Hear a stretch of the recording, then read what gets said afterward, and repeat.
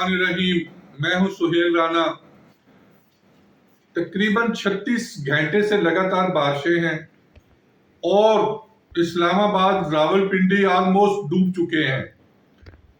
सवां जहां पर कब्जे ही कब्जे हैं, कुछ कब्जा बैलिया का, कुछ एक और अदारे का, और तकरीबन अगर ये आधा घंटा या पौन घंटा ये बारिश जारी रहती है तो जो बड़े बड़े प्लाजे बनाए गए हैं खुदा ना खास्ता वो भी ना गिर जाए। अभी तक 121 मिलीमीटर बारिश हो चुकी है, सायरन बज चुके हैं, फौज को तलब कर दिया गया है।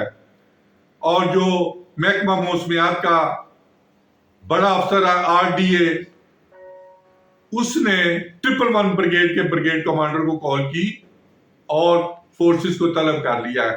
दूसरी तरफ राजा बाजार, ननकारी बाजार और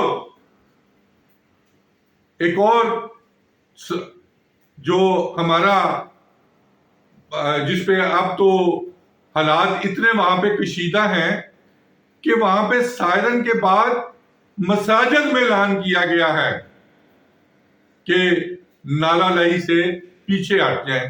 कौन कहां पीछे हटेगा जब कहते हैं कि जो दरिया होते हैं वो 30 साल के बाद भी अपनी जगह बनाते हैं।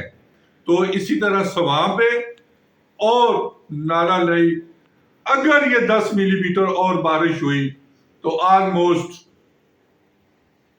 बैलिया, सवां और नाला लई के इर्द गिर्द रहने वाले तकरीबन 2 से 5 लाख लोग मुतासर होंगे। कितनी जानी जाती हैं ये आने वाले वक्त में इसका चंद घंटों में मालूम होगा अगर बारिश 20 मिलीमीटर और हो जाती है। और दूसरी तरफ 40,000 जो ये कह रहे हैं कि इराक में लोग गए हैं, वहां से फिसल गए हैं, तो इस पे मुफस्सल बात होगी।